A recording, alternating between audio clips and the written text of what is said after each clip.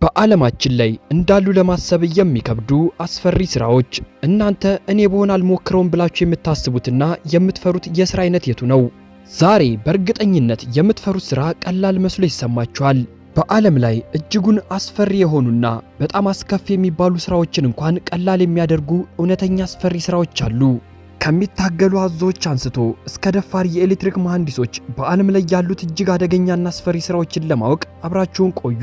በቅድሚያ ግን ወደዚህ ቻናል አዲስ ከመጣችሁ ሰብስክራይብ በማድረግ የዜና አዲስ ቤተሰብ መሆን ትችላላችሁ። ቪዲዮውን ቀለል አድርጋችሁ ላይክ በማድረግ ጀምሩት። አንደኛ፣ የአዞ አሰልጣኝ። በሚያስፈሩ ጥርሶቻቸው በአደን ስሜታቸውና አጥንት የመስበር አቅም ባለው የመንከስ ኃይላቸው አዞች በፕላኔታችን ላይ ከሚገኙ እጅጉን ገዳይ ፍጥረታት መካከል ዋነኞቹ ናቸው። የሲያሜዝ አዞዎችም ቢሆኑ ከዚህ የተለዩ አይደሉም። በደቡብ ምስራቅ ኤዥያ ውስጥ የሚገኙት እነዚህ አዞዎች እስከ 13 ጫማ ድረስ ሊረዝሙ ይችላሉ። እናም አፎቻቸው 64 እጅጉን ስለታማ ጥርሶችን የታጠቁ ናቸው። ነገር ግን ለታይላንድ ሳንፍራም የዝሆን ማቆያና መካነ አራዊት ሰራተኞች ይህ ችግር አይመስልም። ምክንያቱም እዚህ የዝግጅቱ ዋና ማራኪ ከሆኑ ፕሮግራሞች መካከል አንዱ የአዞዎች ትግል በመሆኑ ነው። ሰራተኞች ከሲያሜዝ አዞዎች ጋር በጣሙን የተላመዱ ናቸው። ታዲያ አዞ መመገብ ሳያንሳቸው እጆቻቸውን አልፎ ተርፎም ጭንቅላታቸውን በተከፈተው የአዞ መንጋጋ ውስጥ በመክፈት ትርኢቶችን ያሳያሉ። እነዚህ ሰራተኞች የሚከፈላቸው ገንዘብ ምንም ይሁን ምን በእርግጠኝነት በቂ አይደለም። እብድ ሊመስል ቢችልም መካነ አራዊቱ እነዚህን ትዕይንቶች ከ1985 ዓመተ ምህረት ጀምሮ ሲያካሂድ ቆይቷል። ይህ አስፈሪ ትርኢትም በቀን 2 ጊዜ ይከናወናል። በቦታው ላይ ብዙ ትዕይንቶች ስለሚኖሩም የእነዚህ የአዞዎች ትዕይንት ሁልጊዜ በእቅድ እንደማይሄድ ማወቅ ይቻላል። ወይንም ሁሌም አዞቹን ለማሰልጠን ጊዜ አይኖርም። እንደ ኤሮፓያን አቆጣጠር በ2018 አንድ አዞ በአንድ ትርኢት ወቅት የአሰልጣኙን ክንድ ነክሶ ነበር። እንደ ዕድል ሆኖ ግን ንክሻው በጣም ከባድ አልነበረም። እናም አሰልጣኙ ከ2 ሳምንታት በኋላ ወደ ሥራው በድጋሜ ተመልሷል። ቢሆንም ይህ ሥራ የእናንተ ቢሆን ምን ያክሎቻችሁ በድጋሜ ወደ ሥራው ትመለሳላችሁ? ይህ ሥራም እጅጉን አደገኛ ከተባሉ ሥራዎች መካከል በዋናነት ተቀምጧል። ሁለተኛ፣ በእጅ የሚሰሩ የፍሳሽ ቆሻሻ ማጽጃ። ይህ እጅጉን አሳዛኝና የሰው ልጅን ክብር የሚፈታተን የሥራ ዘርፍ ነው። የፍሳሽ መዘጋት በቤት ውስጥ ሲያጋጥም ምን ያክል የሚያበሳጭ እንደሆነ ሁላችንም እናውቃለን። ነገር ግን ለጥቂት ሰከንዶች ያህል በህንድ ውስጥ ስለሚኖሩ የፍሳሽ ጽዳት ሰራተኞች እናስብ። ለነሱ ይህ የዕለት ተዕለት ኑሯቸው፣ የገቢ ምንጫቸውና በሚያሳዝን ሁኔታ ደግሞ የዕለት ተዕለት አደጋቸው ነው። በህንድ ውስጥ በእጅ የሚሰሩ የፍሳሽ ጽዳት ሰራተኞች ምንም አይነት የመከላከያ መሳሪያ ሳይኖራቸው ፍሳሾችንና የሴፕቲክ ታንኮችን በእጃቸው ያጸዳሉ። ይህ ሥራ ማስታወክ የሚያስችል አሳፋሪ ብቻ ሳይሆን እጅጉን ገዳይም ነው። በየዓመቱ ከ100 በላይ ሰራተኞች በፍሳሽ ማስወገጃ ጉድጓዶች ውስጥ ሕይወታቸውን ያጣሉ። ምክንያቱም እነዚህ ሰዎች ሙሉ ሰውነታቸውን በቆሻሻ ውሃና በሰገራ ውስጥ አጥልቀው ነው የሚሰሩት። ሁለተኛውና በጣም አሳፋሪው አደጋ ደግሞ መታፈን ነው። እስከ 20 ጫማ ጥልቀት ባለው የሰው ቆሻሻ ውስጥ እየሰሩ ብዙዎች ኦክሲጅን በማጣት ንቃተ ህሊናቸውን ያጣሉ፣ በዛውም ይሞታሉ። ከዚያም በላይ እነዚህ ጨለማና መጥፎ ሽታ ያላቸው የፍሳሽ ጉድጓዶች እንደ ኮብራ እባቦችና መርዛማ ሸረሪቶች ያሉ ፍጥረታት መኖሪያ ናቸው። ይህንን ሥራ እየሰራችሁ ጭንቅላታችሁን ከቆሻሻ ውስጥ ስታወጡ ፊት ለፊታችሁ የሚያፏጭ ኮብራ ሲገጥማችሁ ምን ይሰማችኋል? ይህ አጋጣሚ በዚህ ቦታ ላይ የሚሰሩ ሰራተኞች የዕለት ተዕለት ኑሯቸው ነው። ታዲያ አደጋው በዚህ ብቻ አያበቃም። በፍሳሽ ማስወገጃዎች ውስጥ የሚከማቹት ሚቴንና ሰልፈር ዳይኦክሳይድ አየሩን መተንፈስ ወደማይቻልበት መርዝ ይለውጡታል። ይህም ሰራተኞች ሳያውቁት እንዲደክሙና ንቃተ ህሊናቸውን እንዲያጡ ያደርጋቸዋል። ነገር ግን ከዚህ ሁሉ በላይ የሚያሳዝነው የክፍያው መጠን ነው። ይህንን ያህል ሕይወታቸውን አደጋ ላይ የሚጥል ሥራ እየሰሩም ቢሆን በአንድ ቀን የሚያገኙት ክፍያ 12 ሳንቲም ብቻ ነው። ይህ ለሀገሪቷም ቢሆን እጅጉን አሳፋሪ የሆነ የሥራ ዘርፍ ነው። ዘመናዊ ቴክኖሎጂ በደረሰበት ዘመን የሰው ልጅ እንደዚህ ባለ ሁኔታ ውስጥ መስራቱ የሰው ልጅን ክብር ጥያቄ ውስጥ የሚያስገባ ነው። ታዲያ ይህን ከሰማችሁ በኋላ ስለ ቢሮ ስራችሁ ማጉረምረም እንደምታቆሙ አልጠራጠርም። ሁለተኛ፣ የእብድ ማር ሰብሳቢ። በመጀመሪያ እይታ የካካርና የሂማሊያ ተራሮች የተፈጥሮ ውበትን ለማድነቅ ተስማሚ መዳረሻ ይመስላሉ። ነገር ግን ትዕይንቱ ሰላማዊ ቢመስልም በእነዚህ ተራሮች ውስጥ ያሉ ሰራተኞች በየቀኑ ሕይወታቸውን አደጋ ላይ ይጥላሉ። በእነዚህ ተራራማ አካባቢዎች ላይ በሚበቅሉ የሮዶዶንድሮን እጽዋት ላይ የሚመገቡ ንቦች እብድ ማር የሚባል ነገር ያመርታሉ። ይህ ጭቃ የሚመስል ቀይ ማር ለሚመገቡት ሰዎች በሚሰጠው የደስታ ስሜት ምክንያት ዓለም ላይ ታዋቂ ሆኗል። በዚህ ምክንያትም ከፍተኛ ፍላጎት ስላለው በኪሎ እስከ $80 ድረስ ይሸጣል። ነገር ግን ይህንን ማር ለማግኘት አንድ ትልቅ ችግር አለ። የሮዶዶንድሮን እጽዋቶች የሚያድጉት በተራራ ከፍታ ላይ በመሆኑ ንቦቹም ጎጆአቸውን የሚሰሩት በተራራው ዳገት ላይ ነው። ስለዚህም ሰራተኞች ማሩን ከመሬት 300 ጫማ ከፍታ ካለው የገደል አፋፍ ላይ መሰብሰብ አለባቸው። ነገር ግን ያ ዋናው ጉዳይ አይደለም። ሰራተኞቹ ለመውደቅ መከላከያ ታጥቀው አይሰሩም፣ ወይንም ማር መሰብሰቡን ቀላል ለማድረግ ዘመናዊ ማሽኖችን አይጠቀሙም። ብዙዎቹ በአብዛኛው ጉሩንግ ከሚባል ገለልተኛና የገጠር የኔፓል ጎሳዎች የመጡ ናቸው። እናም ማሩን ለብዙ መቶ ዓመታት ሲጠቀሙበት በነበረው ጥንታዊ መሳሪያ ነው የሚሰበስቡት። ዳገቱን ለመውጣት የሚጠቀሙት ከቀርከሃ የተሰሩ የገመድ መሰላሎችን ነው። መሰላሉ በተራራው ላይ ይቸነከራል። ከዚያም ማር ሰብሳቢዎቹ ከላይ ወርደው ከታች ባለው የገደል አፋፍ ላይ ያለውን አስፈሪና ውድ ሀብት ይሰበስባሉ። እርግጥ ነው ከንቦቹ ስጋትን መጋፈጥ አለባቸው። እብድ ማርን የሚያመርቱት የሂማሊያ ግዙፍ የማር ንቦች 1.2 ኢንች ርዝመት ያላቸው የዓለማችን ትላልቆቹ የማር ንቦች ናቸው። አስቡት፣ በሺህ የሚቆጠሩ እነዚህ ፍጥረታት ሊወጓችሁ እየሞከሩ እናንተ ደግሞ ከመሬት 300 ጫማ ከፍታ ላይ ተንጠልጥላችኋል። ምን ያክል አስፈሪ እንደሆነ ለማሰብ ቀላል ነው። ይህ ቀላል ስራ አይደለም። ታዲያ እነዚህን ግዙፍ ንቦች ብቻ አይደለም የእብድ ማር ሰብሳቢዎች መጠንቀቅ ያለባቸው። ቡናማ ድቦች በዚህ አካባቢ ይንቀሳቀሳሉ። እነዚህ 9 ጫማ ርዝመትና 1300 ፓውንድ ክብደት ያላቸው አውሬዎች በእነዚህ ተራራማ አካባቢዎች ላይ ኑሯቸውን አድርገዋል። ታዲያ ማር ለመሰብሰብ ወጥታችሁ ከእነዚህ ድቦች ጋር በድንገት ከተገናኛችሁ መመለስ ብሎ ነገር የለም። በአጠቃላይ የእብድ ማርን መሰብሰብ በጣም የማይቻል ሥራ ይመስላል። አራተኛ፣ የኤቨረስት ተጓዦችን መርዳት። የዓለማችን ረጅሙ ተራራ የሆነው ኤቨረስት በሂማሊያ ተራራ ሰንሰለት ውስጥ ይገኛል። በዚህ አካባቢ የሚኖሩት የሸርፓ ጎሳዎች ደግሞ ተራራውን በደንብ ስለሚያውቁት ለተጓዦች እንደ መሪ ሆነው ያገለግላሉ። ነገር ግን ኤቨረስት እንደ ቀልድ የሚታይ ተራራ አይደለም። በዚህ አካባቢ ያለው ሙቀት መጠን እስከ 35 ዲግሪ ፋራናይት ድረስ ሊወርድ ይችላል። የሰውነት ሙቀት በ10 ዲግሪ ፋራናይት ብቻ መቀነስ ለሕይወት አስጊ መሆኑን ስናስብ ደግሞ ይህ ጉዞ ምን ያክል ፈታኝ እንደሆነ ለማሰብ ቀላል ነው። እንደ ተራራ መደርመስ ያሉ የተፈጥሮ አደጋዎችም በየደቂቃው ያንዣብባሉ። ታዲያ ይህ ገና የጉዞ መጀመሪያ ነው። ተጓዦች ታዋቂውን የኩምቦ አይስፎል ማለፍ አለባቸው። ይህ ቦታ እጅጉን አደገኛ ነው። ቤት የሚያካክሉ የበረዶ ግግሮች ሊወድቁ ይችላሉ። ታዲያ እነዚህ የበረዶ ግግሮች እናንተ በምትጓዙበት መንገድ ላይ ከወደቁ መትረፍ ብሎ ነገር አይታሰብም። በተጨማሪም ተጓዦች 150 ጫማ ጥልቀት ባላቸው ስንጥቆች ላይ በተንጠለጠሉ መሰላሎች ላይ በስጋት ይራመዳሉ። እጅጉን አደገኛ በመሆኑም ከ1953 እስከ 2023 ብቻ በዚህ መንገድ 47 ሰዎች ሕይወታቸውን አጥተዋል። ሸርፓዎች ተራራውን ከመምራት ባለፈ ለተጓዦች ምግብ፣ ድንኳንና ኦክሲጅንን ይሸከማሉ። የራሳቸውን ሕይወት ለአደጋ አጋልጠው ነው ለሌሎች ስኬት የሚሰሩት። በሚያሳዝን ሁኔታ ባለፉት ዘመናቶች ወደ 100 የሚጠጉ ሸርፓዎች በዚህ መንገድ ሕይወታቸውን አጥተዋል። ታዲያ ከሁሉም ነገር በላይ የሚያሳዝነው ክፍያው ነው። ምዕራባውያን መሪዎች በአንድ ጉዞ እስከ $50,000 ሲያገኙ፣ ሸርፓዎች ግን ከዚህ ጉዞ የሚያገኙት 10 በመቶውን ብቻ ነው። ይህ ገንዘብ ደግሞ ለቤተሰቦቻቸው መተዳደሪያ እንኳን በቂ አይደለም። ስራው እጅጉን አደገኛና አድካሚ ቢሆንም ክፍያው ግን እጅጉን አነስተኛ ነው። ታዲያ ሸርፓዎች ይህንን ስራ ሙሉ በሙሉ ቢያቆሙት ቱሪስቶች ምን ይወጣቸው ይሆን? አምስተኛ፣ የክራፕ አጥማጆች። ብዙዎች ክራፕ ማጥመድን እንደ መዝናኛ ወይንም እንደ ቀልድ የባህር ሥራ ሊቆጥሩት ይችላሉ። ነገር ግን በአላስካ ውቅያኖስ ላይ ይህ ሥራ ስለ መዝናናት ሳይሆን ስለ መትረፍና ስለ መሞት ማሰብ ነው። የአላስካ ኪንግ ክራፕ አሳ አጥማጆች በዓለም ላይ ካሉ በጣም አደገኛ ሥራዎች አንዱን እየሰሩ ነው። በየዓመቱ ከ100,000 አሳ አጥማጆች ውስጥ ከ300 በላይ የሚሆኑት ሕይወታቸውን ያጣሉ። ይህ ቁጥር እንደ እንጨት ጠራቢ ካሉ አደገኛ ሥራዎች ጋር ሲነጻጸር በእጅጉ ይበልጣል። ታዲያ ይህንን ሥራ እንደዚህ ገሃነብ ያደረገው ምንድን ነው? አላስካ የኪንግ ክራብ መኖሪያ እንደመሆኗ ውቅያኖሱ እጅጉን ጠበኛ ነው። እስከ 45 ጫማ ከፍታ ያላቸው ግዙፍ ማዕበሎች በዚህ ቦታ ላይ ይነሳሉ። በሰዓት 70 ማይል የሚነፍስ ኃይለኛ ንፋስም አሳ አጥማጆቹን ከእግራቸው ያነሳቸዋል።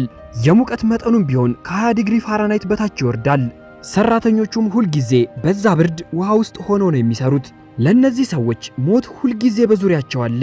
800 ፓውንድ የሚመዝኑ የብረት መረቦችን መጎተት አጥንትን መስበር ወይንም ከባድ የአካል ጉዳት ሊያስከትሉ ይችላሉ።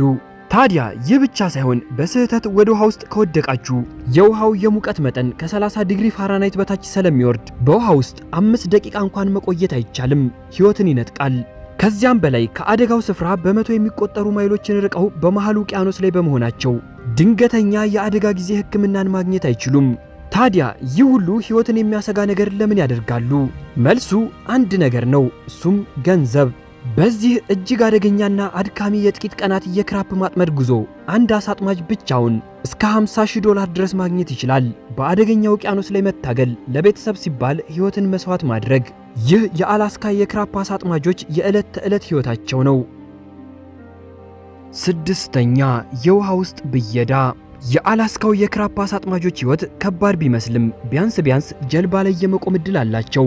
የውሃ ውስጥ የብየዳ ሰራተኞች ግን ይህ ዕድል የላቸውም። ይህ ሥራ እንደ ሥራ ሳይሆን ለሰው ልጅ አቅም እንደሚደረግ ፈተና ይመስላል። እነዚህ ባለሙያዎች በባህር ጥልቀት ውስጥ የሚገኙ ቧንቧዎችን፣ መሳሪያዎችንና ግዙፍ መሠረተ ልማቶችን የመጠገን ኃላፊነት አለባቸው። እስከ 1300 ጫማ ጥልቀት ባለው ጨለማና አስፈሪ በሆነው የውቅያኖስ ክፍል ውስጥ ሲሰሩ ግን ብቻቸውን አይደሉም። በድንገት ከጎናቸው በጥቂት ሴንቲሜትር ርቀት ላይ ብቻ 12 ጫማ የሚረዝምና 600 ፓውንድ የሚረዝም ሻርክ ሊያጋጥማቸው ይችላል። ችግሩ ግን በሻርኩ ብቻ አያበቃም። በውሃው ጥልቀት ውስጥ የሚጠቀሙት ብርሃን ለአሳ ምግብነት የሚሆኑትን ፕላንክተኖች ይስባል። እነዚህ ፕላንክተኖች ደግሞ እንደ ሻርክ ያሉ አዳኞችን ወደ ብየዳው ማዕከል ይስባሉ። እነዚህ ሰዎች ከሻርኮቹ ለማምለጥ ቢፈልጉ እንኳን የውሃ ውስጥ የብየዳ ማሽኖቹ በፍጥነት ከውሃ ውስጥ ለመውጣት አያስችሉም። እሱ ብቻ ሳይሆን ሰዎቹ የሚሰሩት ጥልቀት ባለው ውሃ ውስጥ በመሆኑ የውሃው ግፊት በቶሎ ወደ ላይ እንዳይወጡ ያደርጋቸዋል። ታዲያ የውሃው ጥልቀት በጨመረ ቁጥር የውሃው ግፊት ሰውነታቸው ላይ ከፍተኛ ጫና ያሳድራል። በዚህ ግፊት ምክንያትም ናይትሮጅን ወደ ሰውነት ህዋስ ውስጥ ይገባል። ወደ ላይ በፍጥነት ከወጡ ደግሞ ያ ናይትሮጅን በደም ውስጥ አረፋዎችን ይፈጥራል። ይህ ደግሞ ለህይወት አስጊና ሙሉ በሙሉ ፓራላይዝ ሊያደርግ የሚችል ነው። ስለዚህ አንድ በያጅ በሻርኮች በተከበበ ውቅያኖስ ውስጥ በጨለማና በግፊት መካከል ሆኖ በጥንቃቄ ስራውን መስራት አለበት። ታዲያ እነዚህ ሰራተኞች በዓመት የሚከፈላቸው ከ100,000 እስከ $200,000 ብቻ ነው። ይህ ገንዘብም ከሚሰሩት ስራ አንጻር እጅጉን የማይመጥናቸውና ትንሽ የሆነ ገንዘብ ነው። ሰባተኛ የባህር ላይ የመብራት ቤት ጠባቂዎች። ከባህር ጋር የተያዙ አስፈሪ ስራዎች ሲነሱ የመብራት ቤት ጠባቂነትን መርሳት አይቻልም።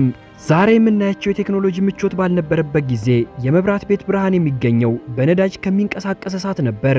በተዘጋጀው ህንፃ ውስጥ ትልቅ እሳት ማቀጣጠል፣ ሰራተኞች በተዘጋጀው ህንፃ ላይ ትልቅ እሳትን ማቀጣጠል ነበረባቸው። መጀመሪያ ላይ ስራው ደህንነቱ የተጠበቀ ቢመስልም ውጤቱ ግን አስከፊ ነበር። ይህንን አደጋ በደንብ የሚያሳየው የ1755ቱ የኤዴስቶን መብራት ቤት ታሪክ ነው። ሄንሪ የተባለ የ95 ዓመት አዛውንት በጣሪያው ላይ የተነሳውን እሳት ለማጥፋት ሲሞክር ከጣሪያው ላይ የቀለጠው እስራስ ወደ ፊቱና ጉሮሮ ላይ ፈሰሰ። በሚያስገርም ሁኔታ ከህንፃው መውጣት ቢችልም ከሆድ ውስጥ ግማሽ ፓውንድ የቀለጠ እስራስ ተገኘ። ከ12 ቀናት በኋላም ህይወቱ ሊያልፍ ችሏል። ታዲያ አሁን ላይ ዘመኑ ቢቀየርም የመብራት ቤት ጠባቂነት አሁንም አደገኛ ነው። እነዚህ ህንፃዎች የሚገነቡት ግዙፍ ማዕበል በሚመታቸው ገለልተኛ በሆኑ የባህር ዳርቻዎች ላይ ነው። ትላልቅና ጠንካራ ቢመስሉም እነዚህ መዋቅሮች ከተፈጥሮ ኃይል ጋር ሲፋለሙ ለዘላለም አይቆዩም። ለምሳሌ በ1938 በኢንግላንድ የተነሳውን አውሎ ንፋስ እንውሰድ። ግዙፍ ማዕበል የዌር ሮክ መብራት ቤትን ለሁለት ሰነጠቀው። የነበረው ጠባቂ ዋልተርም ካወቃቀሩ ጋር ወደ ጥልቁ ባህር ውስጥ ሰመጠ።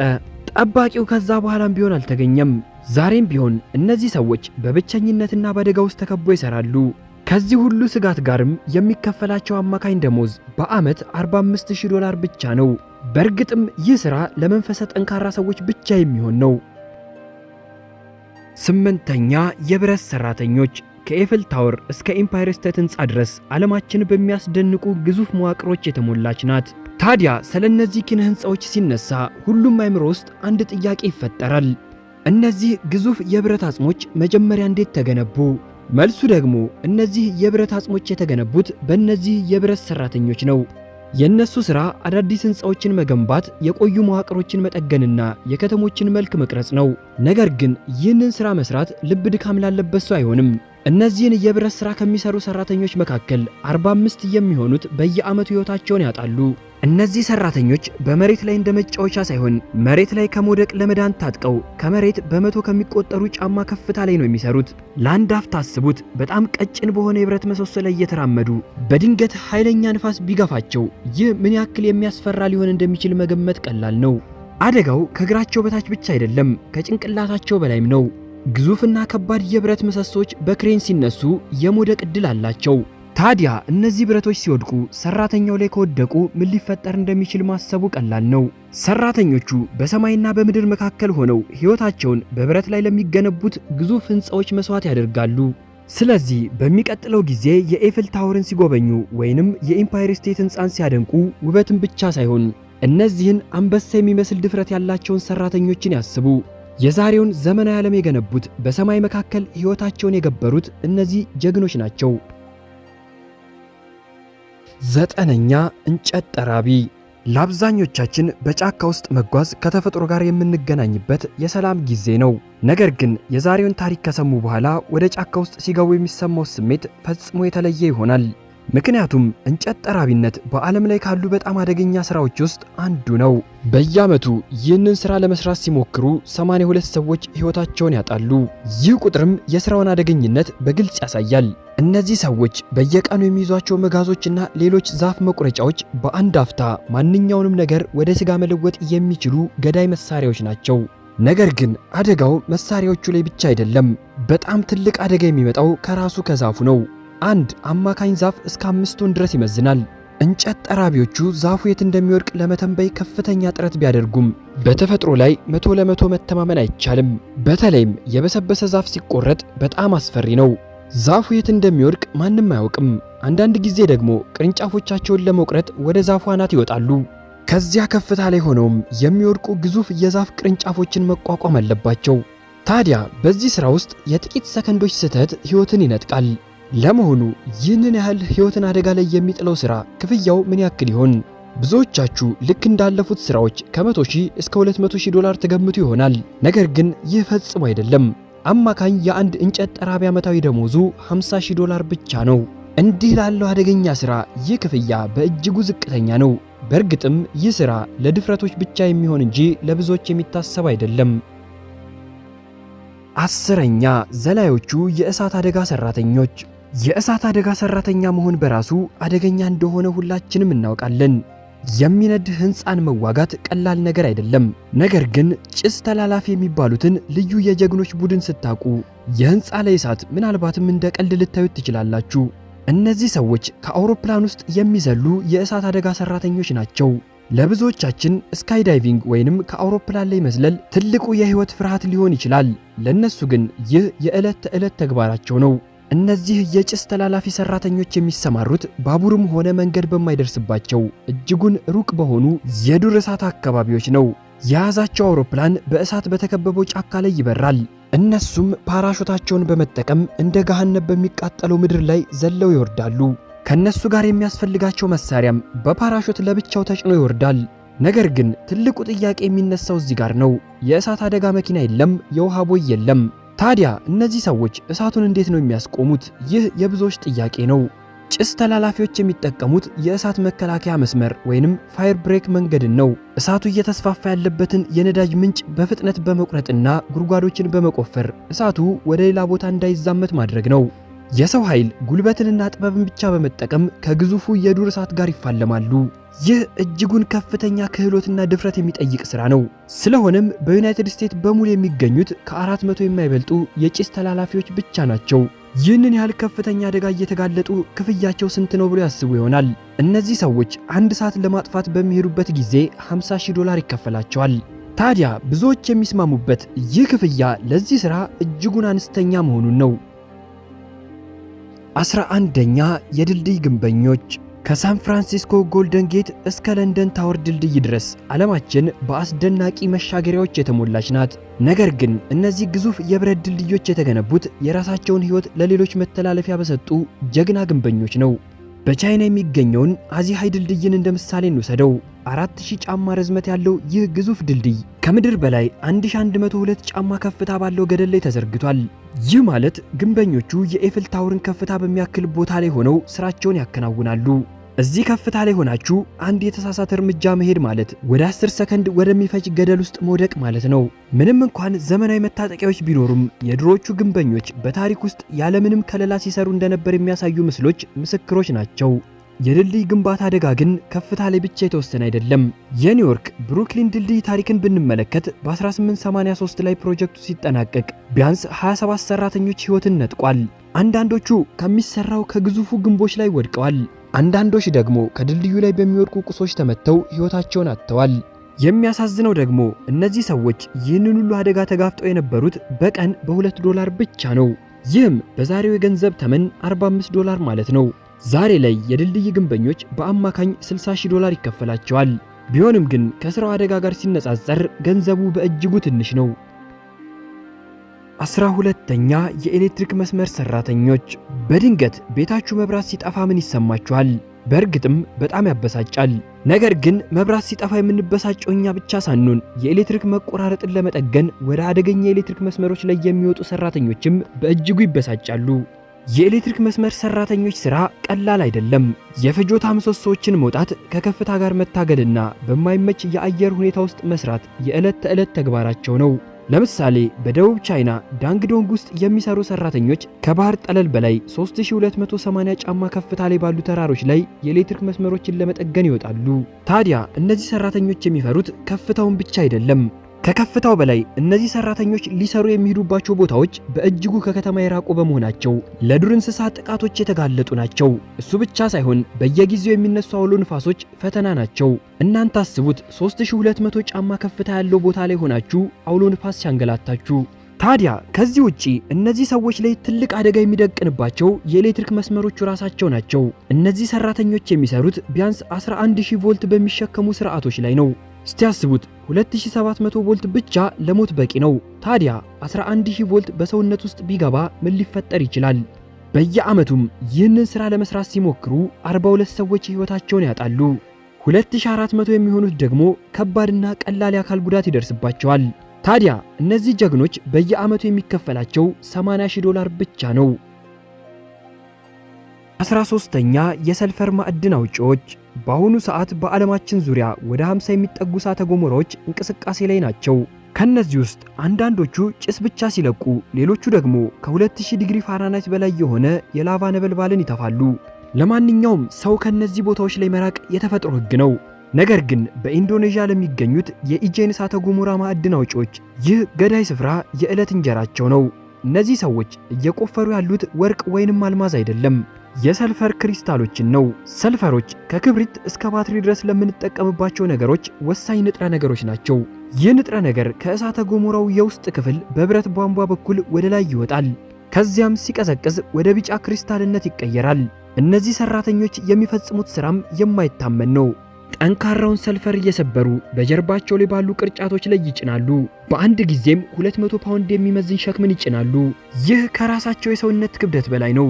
ከ100 ዲግሪ ፋራናይት በሚበልጥ የሙቀት መጠን ውስጥ በገደል መንገድ ላይ ይህንን ሁሉ ሸክም ተሸክሞ መውጣት በቃል የሚገለጽ አይደለም። ነገር ግን ትልቁ ፈተና ሸክሙ አይደለም፣ አየሩ ነው። በቦታው ላይ ያለው የሰልፈር ጭስ እንደ በሰበሰ እንቁላል ይሸታል። ከሽታው በላይም እጅጉን መርዛማ ነው። አብዛኞቹ ማዕድን አውጪዎች የደህንነት መሳሪያዎችን መግዛት ስለማይችሉ የሚጠቀሙት አፍንጫቸው ላይ የሚታሰሩትን ቀጫጭን ጨርቆች ብቻ ነው። ውጤቱም አስከፊ ነው። ብዙዎቹ በጉሮሮ መቁሰልና በሳምባ በሽታ ይሞታሉ። ሰልፈሩንም በባዶ እጃቸው ስለሚለቅሙ በሰውነታቸው ላይ የማይሽር ጠባሳ ይኖራል። በዚህ አስከፊ የሥራ ሁኔታ ምክንያትም አብዛኞቹ እነዚህ ጀግኖች ከ50 ዓመት በላይ መኖር አይችሉም። ታዲያ ለዚህ ሁሉ መስዋዕትነት የሚከፈላቸው ስንት ነው? እነዚህ ማዕድን አውጪዎች በቀን የሚያገኙት $15 ብቻ ነው። በዚያ ሙቀት፣ በዛ የሚያስጠላ ሽታ ውስጥ ሆናችሁ እድሜያችሁም ከ50 ዓመት እንደማይበልጥ እየተነገራችሁ በቀን $15 መስራት ምን ያክል አሳዛኝ ነው? ውድ የዜና አዲስ ተከታታዮች ለዛሬው ያስኩላችሁ ቪዲዮ በዚሁ ተጠናቀቀ። በቀጣይ በአዲስ ቪዲዮ እስክንገናኝ ድረስ ሰላም ሁኑልኝ። ዜና አዲስ ሁሌም አዲስ